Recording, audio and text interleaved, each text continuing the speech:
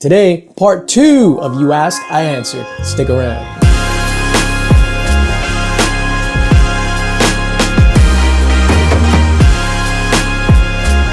DJ LINX is in the building. Before we continue on, make sure you head on over to thecomicshelf.com and pick up your comic shell. It is the ultimate carrying case for your raw and slab comics. It fits about 20 raw books or 2 slabs comfortably. This is the only carrying case that you'll catch me at a con with. Head on over to thecomicshelf.com and use code LINXSQUAD for 10% off your order. What's going on, everybody? It's your boy DJ LINX, back in the building, back in effect, and back with another video. And today, part 2 of You Ask, I Answered, or whatever I want to title this on the thumbnail. It'll probably change, but that's the gist of it. You asked some questions on Instagram. I am here to answer those questions. This is part 2. I hope you enjoyed part 1, and maybe we keep this thing going. So without further ado, let's get into part 2 of the questions.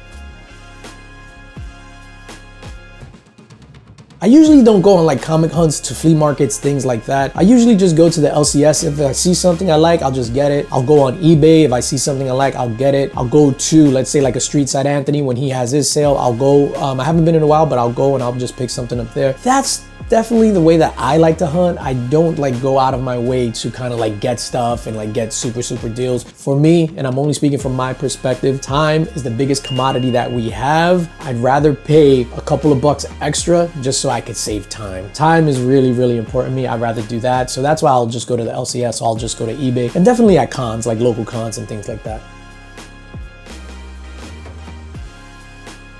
A lot of my purchases are on impulse. If I go into a store, if I see something, if I like it, I'll buy it. Same thing with eBay. I'm in the process now of picking up a big book, and I'm trying to hold off on that. I want to wait till we get to Heroes Con so that I can make a deal. I'm actually tracking it and making sure I'm keeping up with the trending prices or the trending sold or the value on that book so that when I do go to purchase it, I can make an informed decision. Information is always the best thing that you have in your arsenal, but a lot of my purchases are done on impulse.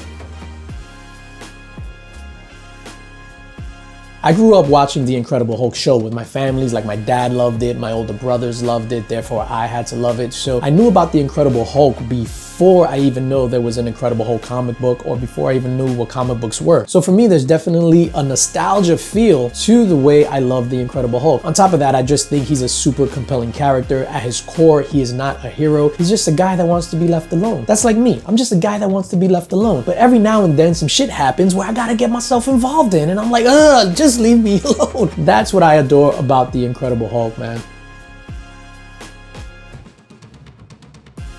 Honestly, I would organize them together and just keep that sequential numbering. I've said it before and I'll say it again. Favorite comic book storyline of all time? Well, one of them, Do a Powerbomb by Daniel Warren Johnson. For me, it is absolutely perfect because it resonates with me. I absolutely love Do a Powerbomb. I remember a couple of weeks back, I'm trying to explain to Mrs. LINX, my wife, the story behind Do a Powerbomb. So as I'm going through the comic book trying to explain it to her, I break down and I start crying on issue 7 on that last page because of what happens in the book. And I lost my mom in 2010, and to this day, it still hurts. And that's why Do a Powerbomb resonates with me. I miss my mom. I think the only universe that he fits in is Batman. I mean, Spawn and Gotham City, it's just like, you know, New York, Rat City, Crime Alley, all that other stuff. It's all one and the same. And they've done that obviously before, but I think Spawn fits in perfectly with, you know, the whole Batman universe. I wouldn't. My Hulk 1 is my grail of a lifetime. Everything else is just secondary. Like, if I had my Hulk 1 and you said, hey, let's trade for an Action Comics 1 or a Tech 27, I would say no, because my Hulk 1 is something that I wanted since I was a little kid. I got it last year and I'm super proud to own that book.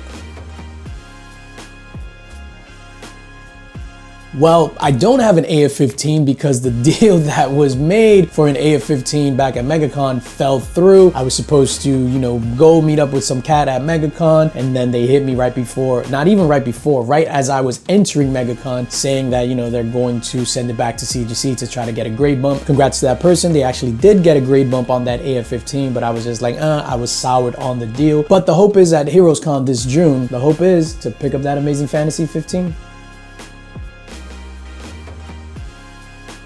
Come on, bro. You wasted your question on that bullshit. My favorite vacation spot of all time has to be Turks and Caicos, not Grand Turk, but Provinciales. It's one of the smaller islands off Grand Turks. It is literal paradise. Like if you see the Corona commercial where there's one person on the beach with the Corona bucket and it's just empty and blue waters, that's exactly what it was like. I'm not gonna tell you the resort that I was in because I don't wanna go one day and see you sitting there. So that's one thing with me. I'll tell you where I go on vacation. I will never share what resort or what hotel that I stayed at because I don't wanna bump into anybody. I wanna be free. I don't want to worry about nothing, if you know what I'm saying. But definitely Turks and Caicos is like my main spot. When I'm on vacation, I drink a lot of margaritas and strawberry daiquiris. I'll do like triple, quadruple shot strawberry daiquiris. So it's basically, it looks kind of but it is super duper strong. And like 2 of those will have you on your ass easy. Favorite food dish? I'm not a big like foodie like that, but if I were on death row, my last meal would either be pork fried rice and chicken wings with a grape soda from the hood spot in Brooklyn, from Come Cows, as a matter of fact. Shout out to Come Cows, that's one. My second would probably be some yellow rice with pernil, with like potato salad, nice classic Puerto Rican like holiday dish. I love me some pernil, even though I don't eat it a lot like that because it's not really good for you, that pork, you know what I mean? But that will probably be, it's either Chinese food or like the Puerto Rican stuff. So that's part 2 of me answering questions. Let me know what you think about my answers down in the comments below. Take these questions, flip them, and answer them yourself down in the comments as well. And if you have any other questions that you'd like me to answer, it doesn't have to be about comic book collecting. It could be about life. It could be about anything, TV, movies, what do you wear on your first date? Any kind of questions, I am happy to answer that. So thank you for watching. And that's gonna do it for me, ladies and gentlemen. As always, subscribe, like, hit that notification bell, share this video, tell your friends about me, consider joining the LINX squad, and as always, most importantly, spread love because it's the Brooklyn way. Peace.